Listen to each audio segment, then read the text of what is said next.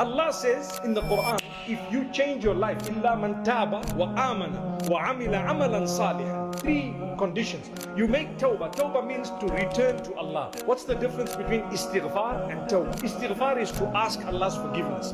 Tawbah is to return to Allah by changing your ways. That's the difference. Tawbah is more loved by Allah because it is broader than istighfar. Istighfar, I said, oh Allah, forgive me. Tawbah is now my life changed. That's the difference. So Allah says, those who made that tawbah, they returned to me, وَآمَنَ, and they believe, they worked on their connection with Allah, their belief, their iman. And thirdly, they did good deeds. Allah says, we're going to bring back those bad deeds. And we're going to convert them into good deeds on the scale, simply because this person could have done the bad, but they didn't, because of their love of me and their connection with me. Subhanallah. That is Allah.